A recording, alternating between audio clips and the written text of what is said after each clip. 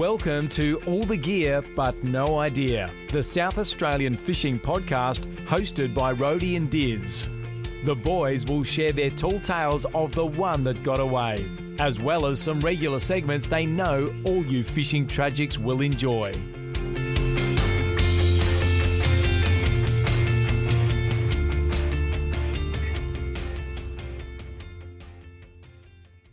G'day and welcome to the second episode of the All the Gear But No Idea podcast with your host, as always, Rhodey and Diz. How are you, Diz? Good, thanks, mate. Good. How are you? We're hooking into a few sparklings. Couple of the state's finest for the episode today. Yeah, I'm good. What we have for you today? We have the oranges and lemons, as always. Bit of fishing news and a fishing report. Dizzy, you're going to answer the 5 questions. Yes, yep. I'll give you some of my best memories and whatnot. I'm not sure they'll live up to Stu or Boyd, but that's all right. Yep. You mentioned Boyd. We've got Boyd Sparrow. He will be a great guest. He will. He had some great yarns. He's a good man.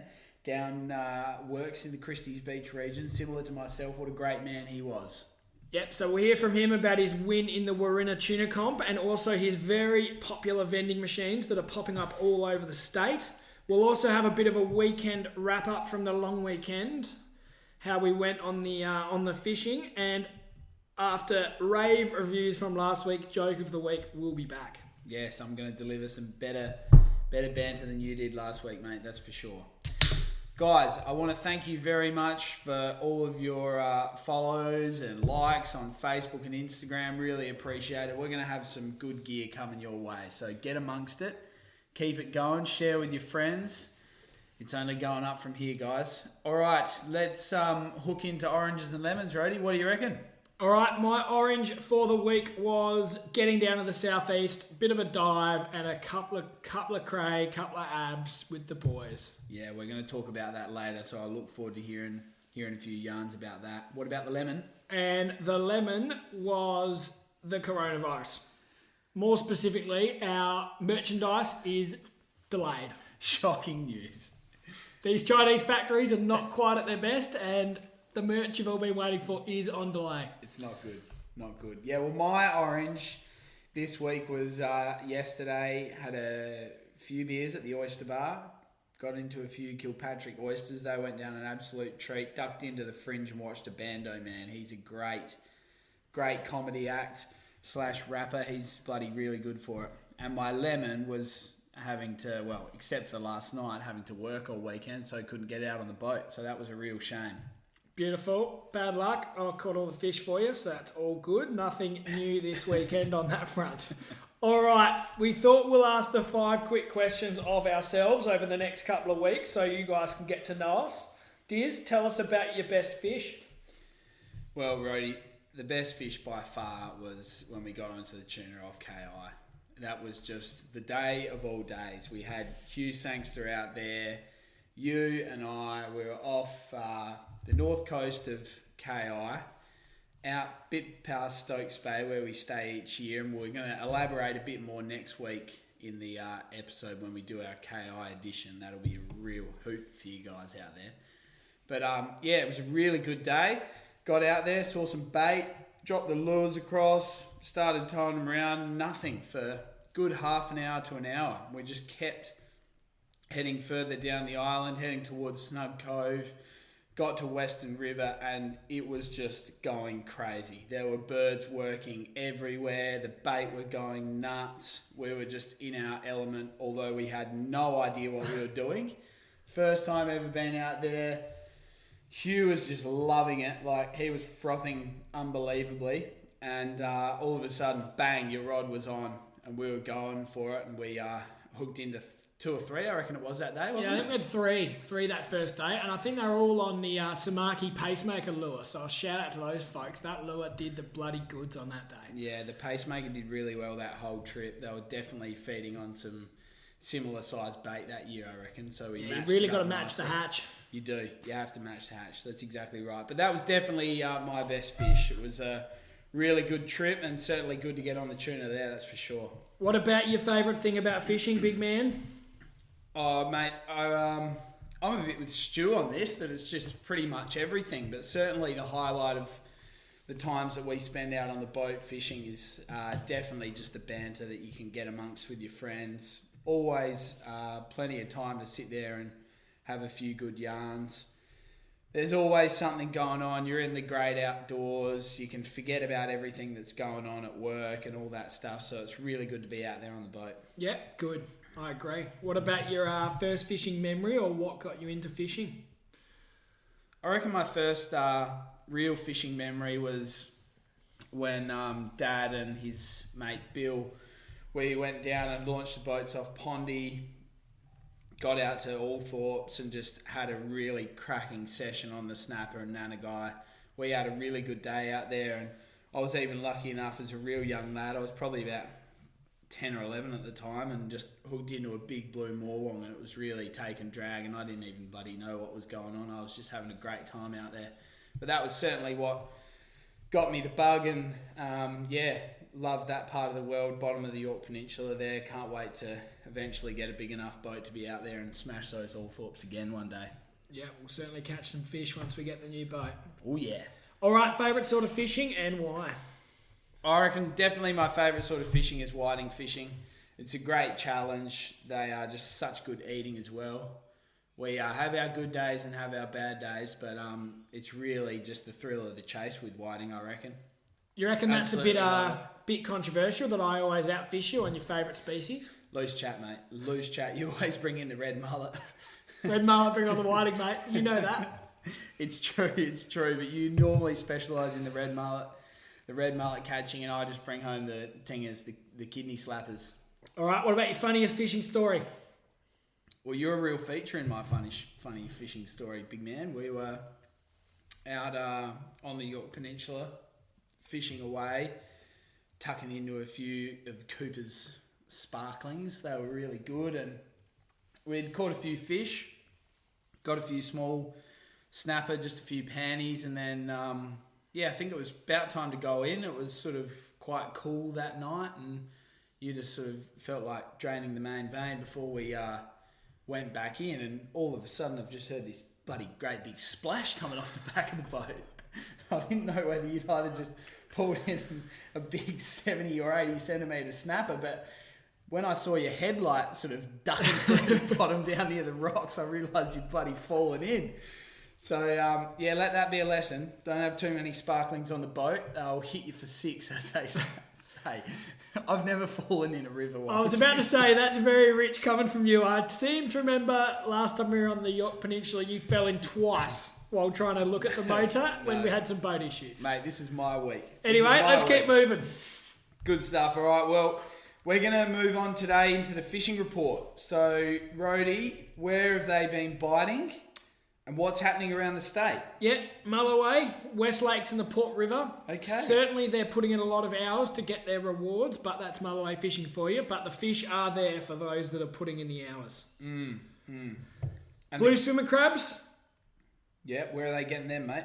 I've heard over the York Peninsula, on both sides of the peninsula, sort of around your Ardross and Port Vincent area, and over on Wallaroo Way as well. So upper York Peninsula for the blue swimmers. Still going strong, aren't they? They do say any month with an R in it is where you get them, guys. But definitely they're hot this time of year. So March and April, keep getting them. Yep. And then they might go off according to the slow rule. down. Yeah. What about the tuna diz? Where are they?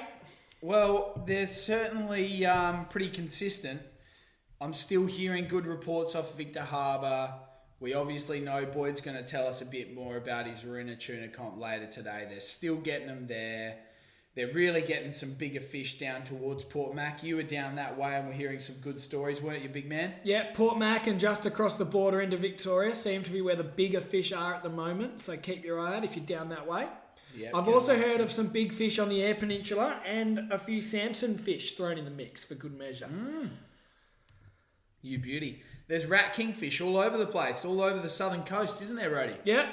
I think they've been getting a few by the spear fishing as well, which would be good fun. Never done that, but I'd love to get a key or a spear. Oh yeah, that would be good. Wirrina, Second Valley, Rapid Bay are hot on the squid at the moment, and some big squid too, from what I've seen. They're always pretty trustworthy sites, aren't they? Yeah, you can't go too wrong around Wirrina for your squid. And King George Whiting, he'd been hearing some good things over on Kangaroo Island, Emu Bay, Kingscote and Island Beach. Consistently good size catches. Okay. Talked about the southeast. I was down there over the weekend, and certainly plenty of people had positive things to say about the crayfishing, despite the coronavirus dropping prices, as we'll hear about. But the recos are getting them diving in pots, Port Mac, Beachport and Robe. Very good. And give us a bit of a freshwater update. Are we seeing cod, carlet, silver perch? What's happening? Where are they biting? Cod are mixed through the Murray, from what I hear, but the callop and silver perch from the Warren Reservoir, which is really good to see. We've been seeing some stuff on Facebook, haven't we? Wrecked Fish SA doing some great work. They have. The work they've been putting on seems to be paying off, with the natives coming good in those reservoirs. Fantastic to have that inland option when you can't get offshore, isn't it? Yeah, certainly gives you some more options when the weather's not playing the game for the boat fishing. That's definitely what you need. All right, well, that wraps up the fishing report this week, guys. We're going to make sure that we keep hearing reports of our friends around the place who are catching fish, and we won't get too many from you, Rhodey, because it's very rare you get onto them, mate, but that's all right. We're going to keep it going. What about the fishing news? What's happening around the place, mate? Yep, so we talked about last week the new oyster reef off the Metropolitan Coast. Voting has closed for that, so we're awaiting the outcome of that vote and for a location to be announced. Construction is expected to be done by late 2020, so they're going to have to get a move on with that. But do we know when they're announcing it? No, late I'm not 2020, sure. It's coming around fast. It will. So I think we'll hear from that in the next couple of weeks, so we'll keep you updated. Yeah, we look forward to seeing where they settle on for that, that's for sure. And now, mate, you're the crayfish expert. Tell us what's going on in that part of the so news. the low prices are continuing with coronavirus impacting on the Chinese market. So $50 or $60 a kilo, I've been hearing. You were also telling me, you're doing a bit of reading. Tell us about the grant that's going on down there. $50 or $60 a kilo. I've heard bloody toilet rolls go for more than that, mate. Well, if you listened to Boyd in the last episode, you don't need toilet rolls, mate. Yeah, no, that was stupid. I'll let you go on that one. $348,000 grant. They have the South Australian government have come to the party as part of a regional growth fund. They've delivered $348,000. That's going to support the Southeast Rock Lobster Co-op. It's been formed by 25 local fishing families. They've all got together, created a group, and they're going to receive that money so that they can develop a new processing facility in Beachport. We really expect that this is just going to continue to grow the market down there, don't we, Brody? Yep, certainly once this coronavirus business blows over, the Southern Rock Lobster fish will be back bigger and better than ever. I mean, they're talking an increase of 10 tonnes in terms of their holding capacity. That's got to be a good thing for the region down there, doesn't it? Certainly does. In that same region, we've also been keeping an eye on the tuna boats on the app. You can watch where they get around. Yes. And they are all down at Robe. Tell us about that, Diz.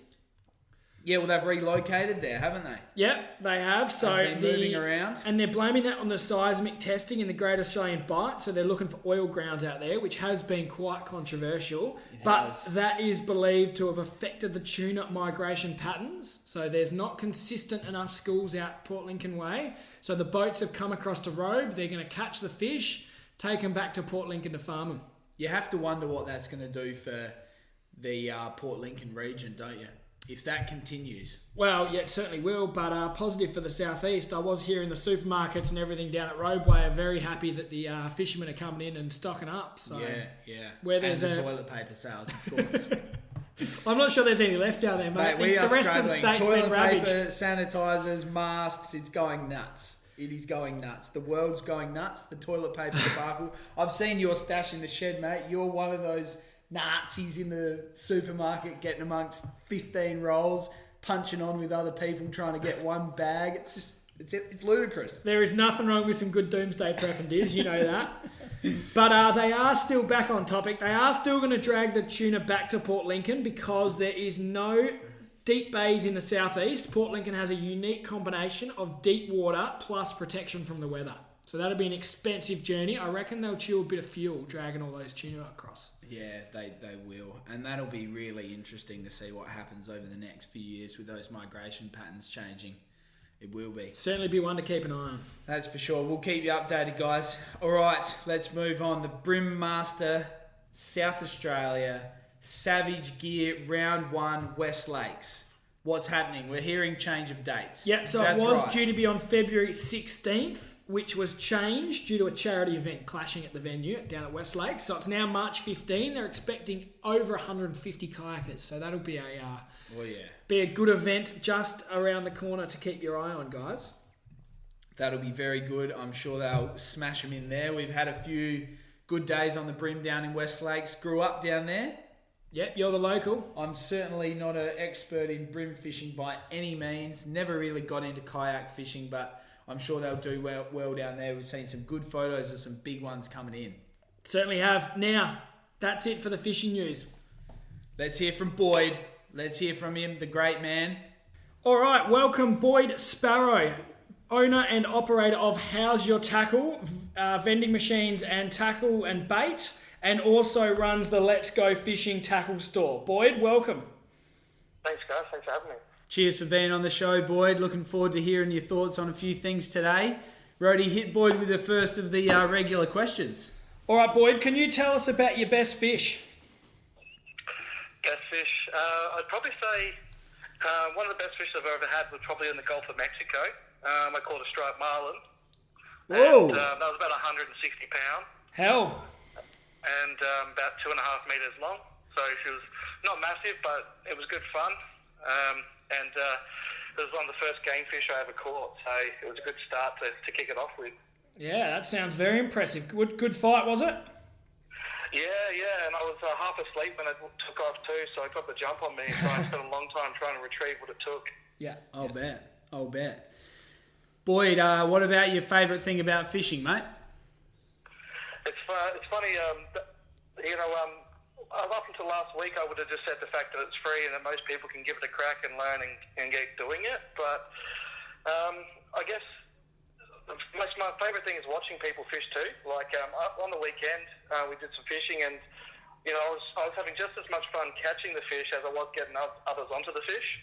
So I guess just the whole experience of getting out on the water and making sure someone gets something in their hands, because it doesn't matter whether you're 5 or 60, you catch yourself a nice fish and you're stoked, and everyone's stoked with you. Yeah, for sure. That's it. Good times on the boat. Doesn't matter whether you're catching fish or not. It's better than being in the office, eh? That's right. All right, apart from that marlin you caught, Boyd, what's your first fishing memory, or how'd you get into fishing? Yeah, all right. So my grandpa got me into fishing. My grandpa's always been a bit of a fisher on the Murray and always had boats, and my family's always been on the York Peninsula around Corny Point, so we've grown up in the boating, tractor, launch your boat, go out, get your crazy thing. But yeah, I remember the most probably the trips going up to the river with my grandpa, with my little brother, and we'd go and stay out there for 3 to 5 days on the Murray up near Waikerie, and wake up in the morning and you start pulling in fish, and you're pulling in big cod, and you're only a little fella, and you're pulling in 30 or 40 pound cod. It's probably one of the first memories I have of fishing, actually. Yeah, fantastic. That's really good. And would that be your favourite sort of fishing, Boyd, do you reckon, on the river, or what's your favourite thing at the minute? Oh, look, I'm pretty much a lazy fisher, and so anything where I can set and forget, I kind of like. But then I also don't have the patience either, so that seems to be a bit of a negative side of it. But look, I'm pretty happy as long as something's happening. I'm all good. It doesn't matter whether I'm on the river or whether I'm on the ocean. It doesn't really matter to me as long as the fish are biting. Yeah, good. We're all happy with a exciting session. What about your funniest fishing story, or tell us about the one that got away? Right, funny fishing story. I've got a few. I'm one of those guys that's a bit of a magnet for funny stories, but probably, I don't know if it's funny, but it's just a classic example of how my fishing trips normally go. I went up to Seisha up the northern tip with my brother a couple of years ago, and us South Australians like to have a bit of a laugh and a larrikin, sort of motto to everything. And we got on this boat. We hired this guy to take us out in the boat, not per se a charter operator, more like a guy we come to take fishing. And we said, we're going to get some liveys. So, we went out and we threw the net in. And we didn't really know what we were doing. But, first cast, perfect net release. So it looks like we know what we're doing. Yeah. And, net a whole heap of liveys. And then we're asking the guy, what's the biggest kingfish, the biggest queenie and the biggest GT you get up here? And he's saying, you rarely crack the meter mark for your queenies, but, sometimes you do get them. And on that, my brother and I straight away, a bit of a jinx, I'm going to catch a metery today. So the guy ready on the right foot was thinking, they're not going to catch anything. And sure enough, we both put our liveys on. First fish goes down. I crack a meter 1 with the first fish with a queenie. Oh, you're kidding. My brother cracks a meter 3 with his. Oh. And this guy's standing there looking at us going, okay. So you immediately, looks like you knew what you were doing then. Well, it was 2 for 2. We threw the net and didn't make a fool of ourselves. First fish was a meter queenie that we just told him we were going to catch. We used all the baits up. We were catching GTs and queenies all morning. And then the guy said to us, what do you want to do with these fish? And we said, well, we don't eat fish, mate, so you do what you want with them. So he was stoked because he's going to get to keep the catch. Yeah. And he's eyeballing these 2 big meter queenies in his live tank going, you beauty. Yeah. And then we ran out of fish at about 11 o'clock. Oh, you're kidding. And you're not going to drive all the way back to get liveys. So my brother had this idea, which is, well, let's just hook up the queenies. Oh. So we've gone onto the queenie, we've grabbed it, hooked it in, and we've thrown it straight out of the livey. And within about 30 seconds, the line just took off, and basically we just got bitten off. And we thought, we must have had a shark on board. So we looked at the guy and said, we want the other queenie. He wasn't too happy about losing his dinner, I'm sure. He wasn't. He just you've just ruined one fish, now you want another. So, it's our fish, so he gave us the fish and he hooked it in and we threw it out. And next minute we caught this monstrous Spanish mackerel. So it wasn't us getting bitten off by a shark at all. It was these big Spanish mackerel trawling around. So it's taken the whole queenie. Far out. That's amazing. So we brought this thing in and it was monstrous. It's easily, probably looking somewhere around 40 kilo, you could fit your head inside of it. And and if you've ever seen Spanish mackerel, they got massive teeth. Yes, they do. And it looked like they've got a human set of molars in there. And so we brought it in, and this guy's like, this is even better. We've upgraded from the queenie to a mackerel. So this guy's so happy he's carving up the mackerel because he didn't want us to do anything with that, and he starts throwing the fillets into his live tank, and sure enough, there's the queenie. Oh, you're kidding me. So 2 for 1. Back in the tank. And so he's kept his queenie, and he's got his mackerel fillets now. And then about 20 minutes go past, and we're like, we don't have any bait. So we've turned around and said, can we have some of the mackerel back? So we've got the mackerel fillets out and thrown that out and caught a black-tip reef shark. Oh, you're kidding me. About 6-7 foot. So that's probably a bit of a long-winded story, but it's a classic example of from small fish to big fish to big fish to bigger fish. And it's one of those things, if you don't eat fish, I just look at a fish and I see bait. Yeah. What an amazing day out in the water that would have been. Yeah. Yeah, unreal. Oh, well, thanks for answering those 5 regular questions, Boyd. Let's move on to the Wirrina Tuna comp. Tell us a bit about it, mate. Did you have a good weekend? You obviously took the bicky, so that was great. Yeah, it was actually really good. I was due to fish with a couple of lads, and one pulled out earlier in the week, and the other one got violently ill or sick on the Friday night. So I was already down there to fish the comp, and I was 2-man down by that point, so I wasn't even going to get the boat in the water. And then 2 o'clock phone call, someone answered my cries for help and rocked up at 4 o'clock at the ramp so we could head out. But that was a good day. We went out on some of the banks, and we did what we thought was right, and we went out wide the first day and then in close the second, and both days I happened to hook in and get the fish, which is, you can't really complain when that happens, and they happen to be, not massive, but they got the job done. So you won the biggest fish on both days, Boyd? Yeah, it's funny because most of the boys caught about 10, 20, 30 fish. I actually only caught 3 fish for the whole weekend. Yeah. And those 3 fish were the 3 largest fish for the whole comp. Oh, wow. So on the first day, I got myself a 19.1, which is about 110 centimetres. Yeah. And then I got an 18.3 at 99 centimetres. And then the next day, we only caught 2 fish on board the boat. One was a 14, 15 kilo fish, and the other one was 18.1. And that was the second day, and that was still the leader on the second day at the end of the day.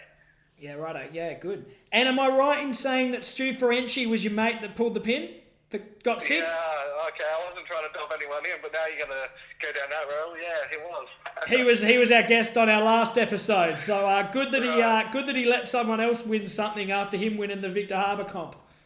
Well, that's right. It's the same crew, just different day, different person. You've had a red hot summer then, you guys. What was that, sorry? You've had a red hot summer if you and your mates have won both. Yeah, look, it was fantastic, and there's a few more still to come. I think it was actually my first comp, so I hadn't done any comp fishing before. Oh wow! I tend to be a bit of a purist and just go out and fish for fun, but I thought I'd have a crack. And look, I wasn't expecting to win the money in the Pro's first day, the second day, and the grand champion. I was stoked. Yeah, and were both fish caught on the same lure, Boyd? I actually didn't use any lures. So, as you know, I have a bait company, so basically my main thing was fishing with bait. So I bellied them up with pilchards, and I actually fished a few weeks early and saw that they're eating a lot of white bait. So I got into the back end of our little lab, we call it, where we do all the bait processing, and I made up some of our special nitro mix and nitro some white bait, and used that basically dropping them down with cubing until I could get a couple of big ones to come up and take it. We might touch on the special mix a bit later on, but Diz, what else you got for us?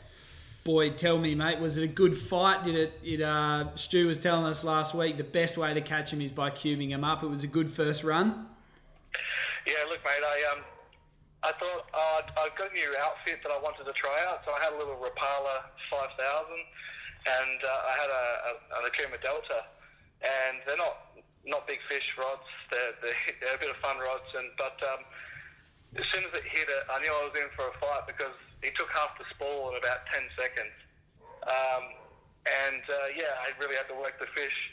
So it's probably a good thing I only caught 3 fish over the weekend because my back's still killing me now. It's so much brighter. And you said the fishing was pretty good overall, was it? Yeah, look, it was a fantastic day. Like, there was plenty of fish caught the first day, not so many the second. But the first day, I actually mentioned to someone the other day that it was actually really good to see because a lot of people don't know much about cubing, and I know Stu's probably mentioned a bit about it where you're throwing pilchards and bait over the side to bring them up off the bottom.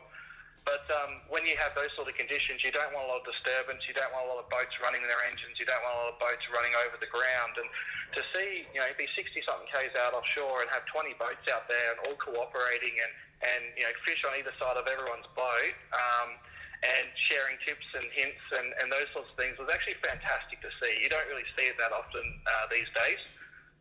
Oh, it's good to hear. Yeah, it was a really good day. Yeah, good. Yeah, that's what it's all about. Boy, tell the fans out there your tips to fish that part of the state. Oh, look, it's one of those things. I think if you put the hours in, you'll get the fish, and take your time to learn your craft. And I mean that in the sense of like not just your equipment, but also your boat. It took a long time and pulling a lot of fish over the side to kind of understand like how the tuna work, and especially if you're fishing on that side. And Victor seems to be a lot harder than the York side. I can give you that one. Probably because there's more boats around. But yeah, just patience, trial and error, and then just record everything you do because I can jump on one boat and not catch a fish for a day, but I can jump on my boat and catch it because I've got my boat dialed in. So it just takes time to learn your craft and learn your boat. Beautiful. Well, that's a good wrap of the Wirrina Tuna Comp, Boyd. Now, tell us about your business. We're very interested in these vending machines, the How's Your Tackle vending machines that you may have seen around the place. Tell us about that, Boyd. Yeah, so I started How's Your Tackle a couple of years ago. And the goal was to have a few vending machines locally in the region, so around the Port Wollonga region and area. And I had a bit of an issue with supply of bait and quality of bait at the time, and so it forced us to sort of branch out into that spectrum and become a bait processor and source our own bait. And from there, we found that everywhere we went, because of the quality of the bait, everyone kept asking us to put more and more of these machines out, and then obviously supply more and more bait to their store or to their region. So the business kind of started overnight and then grew legs very quickly and branched out. Yeah, that's amazing. So the idea, I suppose, came around you just not being able to get your hands on some good quality bait, I suppose. You know, you weren't happy with the servo stuff anymore. Well, the thing is that, and you guys will probably know this, but fish don't care about us. Yes. They'll come on the tide, they'll come on the right weather, the right bait, the right everything. So, you know, it's 2 o'clock in the morning and it's the best time, then that's the time you go fishing. And unfortunately, your tackle stores close generally at 6 p.m. Yes. So then you are left with whatever's around, and the old saying, beggar sharpie chooses. You really are rolling a dice if you go to, say, a Sparrow or somewhere like that where they don't have a fresh supply, or heaven forbid you're in a region that doesn't have anything at all. And do you source the bait locally, Boyd?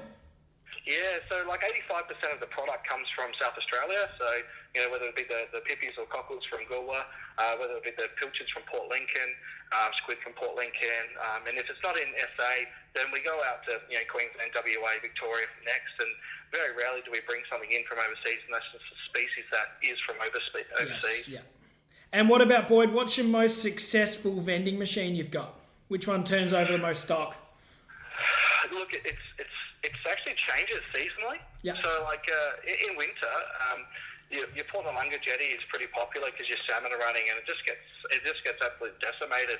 You wake up in the morning and you got to go up an hour early every day when the salmon are on, because every day there's another lot of bait you got to put into it. But at the moment during the summer, Brighton seem to be the most popular. That's done really well, especially with the crabs coming in as well. So they've got different products in them for each of the regions, so it's really hard to tell. Probably the most profitable one at the moment, though, that we've got, and the one we're working the most, is probably the one at our store at Christie's Beach. We put that one in about a month or two ago, and that one is a little bit different to the other vending machines. We actually put all the bait in there at a cheaper rate, so almost half price. And that's a service we do for the customers, because when we close our doors at 6, we won't open until 8 the next day. At least that way they have access to bait if they're running late or whatever. They're not left out, and they know exactly what they can get it for, and we give it back to them at a cheaper rate for that reason. Yeah, mate, that's a fantastic service you offer. I have driven past that vending machine, so like you've said, if you're fishing those parts at the time when you're not open, make sure you drop in there and get into that vending machine. Boyd, tell us about plans to expand the network, mate. Where's the next vending machine, and how many do you have in the state? Yeah, so I have access to about 100 vending machines in total. Wow. They're not cheap. They're about 16,500 each. You're kidding? 100? Yeah, so the vending machines themselves, they're not cheap because they're what's known as a dual zone technology. So they're one of the first dual vending machines in the world. They have technology in them where they can have frozen goods at the bottom and refrigerated goods at the top off of the one condenser motor. So what that means is you've got your live worms, your live gents up the top, and then you can have down the bottom your frozen pillies and your squid, all within the one freezing component. So, but yeah, so we've got access to quite a few, and then basically at the moment I'm actually fitting out a couple of machines. One's going over to Nelson Bay, over just across the border, just in Victoria, South Australian border, just past Portland. Yep. And I've got another one being fitted at the moment for North Haven Boat Ramp. They've come on board as one of the guys that's stocking our bait and tackle, and they're getting a machine ready to put out the front of theirs for their customers as well. Yeah, good. All right, last question for you, Boyd. Tell us about any new products you've got in the bait range. You were talking about the burley you used in the comp, but anything in particular that's doing well? Yeah, look, we've got a nitro range that we developed, and it's made with organic compounds and things like that, so it's fine for the environment, but it's something that obviously it's nothing new. It's just we're just reinvigorating some of the baits and the way people fish with those baits. So we have a range of pellets, which are nitro pellets, which is what we call them, and when they hit the water, they take about 3 or 4 seconds, and then the water penetrates and activates in the pellet, and they go and glow bright green, like a chartreuse sort of green. Yeah. And that's the same concept that you use for squid. It's the same concept you use for attracting certain fish that see in the ultraviolet spectrum. Yes. And We also use things like krill oil, aniseed, fish hormones, a whole heap of other things that also add as attractants and brining to make them firmer. So the pellets last longer in the cages. The pellets obviously attract a variety of species. And we have that in pellet form, and we also have it in our squid. So we brine our squid in a nitro range, and you hit it with a UV light. It looks fantastic, and it lasts for about 30 or 40 minutes and scents out. So it leaves a nice burley slick right to your bait, and fish think it's in distress. And we've got some testing at the moment with some of the universities happening where, at the moment we're looking at the ratios of how much it outfishes on board the boat. And we're looking at about 3 to 1 or a 4 to 1 ratio on board the boat. Wow, that's amazing. There's a real science to it, obviously, Boyd. Yeah, look, it took a lot of trial and error, but I think we've got a pretty stable product now, and we're mass producing. We can't even keep it on the shelves quick enough. We send pallets of the stuff out all the time, and it's just. But that being said, it's one of those things that we're getting people walking in the store now knowing that they can get it here, or they can go to one of our tackle stores that have it on board and get it, and nothing but raving reviews thus far. Yeah, beautiful. Fantastic, Boyd. You're clearly a very knowledgeable man when it comes to all this sort of thing. Fantastic work on the tuna. Congratulations again. Really appreciate you joining us today. Thank you very much. No, I appreciate you guys having me. And guys, make sure you do support Boyd. How's Your Tackle, the vending machines, and Let's Go Fishing Tackle Store down at Christie's Beach is where you'll find all these great products Boyd has discussed. Fantastic, Boyd. Thanks again, mate. Thanks, guys. Have a good one. Bye. Beautiful. Thanks very much, Boyd, for joining us. Boyd Sparrow, winner of the Wirrina Tuna Comp and vending machine extraordinaire, has been a great guest. Rhodey, you were down in the southeast, mate. Tell us about the cray diving. What happened? Who did you stay with? Where'd you go? Yeah, so we stayed halfway between Robe and Kingston with Goody and Lansey on the farm, so good to catch up with them. Headed down to Port Mac on Sunday morning. Picked Skeery up on the way from Beachport. He's a local, so he knew what he was talking about. Met down there with Sully and Hector, the resident Port Mac. They're not locals, but they spend a bit of time down there, so they knew a few spots. So yeah, dived down at Port Mac. We got 3 or 4 crayfish of size, a couple of undersized ones, and plenty of abalone. So good to get out in the water, have a swim around, and come home with a bit of dinner. Yeah, Skeery's a bit of a guru down there. He's a cray fisherman himself, isn't he? Yeah, so he's a farmer, but also they've got a cray licence, so a couple of months of the year they do that as well. But they've caught their quota, so they're not too worried about this coronavirus business, so good on them. Yeah, good on him. We can't wait to have Skeery on the show. We'll bloody twist his arm and get him on here for a few yarns for sure. Certainly knows a thing or two about Salt Creek fishing too, so that'll be good to learn his secrets, because you've never put us on the fish. Fantastic. And, mate, how deep was it? What was the water like? The weather down there this weekend must have played a part. Yeah, so a little bit surgy in the water, so a bit of kelp sort of getting in the way, back and forth with the swell, but very shallow water. It was only sort of 2 or 3 metres we were in, so that's certainly the shallowest water I've dived in for crayfish. Okay, yeah, very good, very good. Similar to the other places that you might have dived around the state, or much shallower? Nah, shallower, I reckon. Sort of certainly deeper water over on Yorks where I've dived, and Victor and KI where we've dived before as well, has more been sort of a rocky wall, as opposed to this was more broken limestoney sort of bottom. So a bit of a different setup tonight, this weekend. That would have been good to see another part of the world, I'm sure, expanding the resume, mate, as they say. Yeah, you've certainly got to open up all your options. So good to dive in another part of the state. Very good. Tell the listeners out there about your setup, mate. I've seen you genuinely have, when it comes to cray diving, all the gear but no idea. Yeah, so got the full scuba kit, so had that for a couple of years. Got the noose, got the catch bag, the gloves, the bloody torch. What else do you need, really? Mate, I've seen that setup. It takes forever. Yeah, it's a bit of putting together, bit of work, but interesting setup down there. Hector, he had a scuba tank floating around on a bodyboard, a bit of a hooker setup, so that's another option. And a couple of the other boys, they just had the weight belt and snorkel, so they were certainly able to hold their vest a bit better than us. What do you think about them just showing you up with no scuba gear? Well, look, you've got nothing to say. I've got nothing about You've got nothing to say. It's certainly an option in that sort of water, but you can't go out in much deeper than that. Fair call. Did you see anything crazy down there? No, nothing too out of the ordinary. A few fish. Plenty of gropers abs or anything like that? No gropers this time. Certainly had our eyes peeled, but pretty regulation sort of stuff, abs and crays, and did see a few other crays that we couldn't quite get our hands on. They were too deep in holes and a bit too fast for us, so there was a bit out there. Yeah. You mentioned abs. You get a feed of them? Yeah, we got our bag of abalone, so we got them ready to cook up over the next couple of nights. So we might bit of sweet chili and lemon, or get some crumbs on them, or something like that. So we might mix it up a little bit. Yeah, well, last time we had abs with Crossy, he did them pretty well, didn't he? He had the sweet chili and lemon juice, I reckon, didn't he? Yeah. Nice and thinly sliced. So we might do some up like that, but we'll keep you posted. Very good, very good. So, in terms of the best cray locations you've been diving around the state, mate, where does that compare? Well, I'm certainly no expert, but that was very accessible diving. You just walk straight in off the shore, around the corner from Port Mac, so that's certainly a positive. It was shallow water, so like I say, you can access it with just a snorkel and a weight belt. Other spots I've dived, certainly York Peninsula down the bottom end in January with Jack and his family was... that's certainly the most crayfish and the biggest crayfish I've ever seen. Yeah.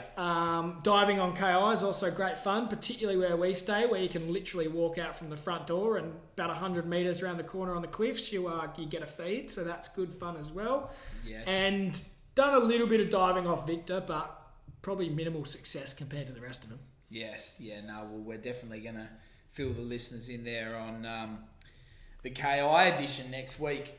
Or next episode, of course. And we're going to tell the listeners out there some hot spots. We're going to try and drive some tourism for that wonderful part of our state, that's for sure. Tell us about how you cook up the cray, mate. What's the best way to go? Well, the bigger ones, boil them up. Just so you get the make sure they're all cooked through. It's pretty hard to cook the big ones on the barbie just because of the uneven heat the barbie produces. So you've got to boil the big ones. I personally think the small ones are best cooked on the barbecue. So a bit of garlic butter, salt and pepper and parsley, bit of a garlic butter. Yep. Put that in them, 6 or 7 minutes on the shell side and just flip them for a quick minute to brown off the top. And I reckon they're beautiful. Yeah, they are. Well, last time I had them when you cooked them up, mate, they were delicious. So, well, that's great. Well, thanks for your update on the cray diving, mate. That's been really good, and we'll look forward to a few more cray stories as they come over the next month or so. Yeah, certainly. We'll hope to get out again shortly. Now, this is what I think everyone's really been waiting for, this segment. You bagged out my fishing joke last week. It's a big build-up. It got very positive feedback in the social media circles. So what have you got for us now? The pressure is well and truly on. It is. I'm feeling that pressure. Well, here goes nothing. Roadie, a cruise ship passes by a remote island. All the passengers, they're looking at something. They're going, what the hell are they? There's a bearded man running around, waving his arms wildly, sort of like a Bill Sando-esque type. Bill love that shout out. Running on the shore, going, what the hell is he trying to get our attention or something? And one of the passengers says, Captain, who the hell is that man over there? And the captain replies, mate, I've got no bloody idea, but he goes nuts every single year we drive past him. Good gear. Look, not bad with the castaway style gag, but I think you're... Bill Sando is a genuine castaway. I think he'll appreciate that shout out, and he'll know that he looks like one too. I think your delivery of that joke was much better than the actual content itself. So there's my feedback for you. Good. Yeah, well, that just about wraps everything up for the day. Guys, how can the listeners get involved, Roddy? Tell us. Yeah, so Facebook and Instagram, search All The Gear But No Idea, and you will come across us. We're also up on Spotify and Apple Podcasts, so search both of those search engines for us, and we come up there. So give us a subscribe so you get first access to all the episodes. Yeah, you can. You can find us on those podcast platforms now. It took a little bit of doing last episode, but we got them up there. Appreciate everyone's downloads. Really good stuff. We're going to have some stuff, as you said earlier, coming merch. Yep, stubby holders, hats, we're getting the whole work. Hats, we're talking shirts, we're talking fishing rods eventually, mate. We're bloody going big. I'm certainly looking forward to having your ugly mug on the side of my fishing rod. All right, guys. Well, thanks very much for listening. Get involved on the socials and, give us your feedback. Beautiful. Thanks, guys. Cheers. Rhodey and Diz hope you enjoyed today's episode of All the Gear But No Idea. Keep up to date by liking and sharing us on Facebook and Instagram, and you can subscribe on all the major podcast platforms. Until next time, good luck fishing.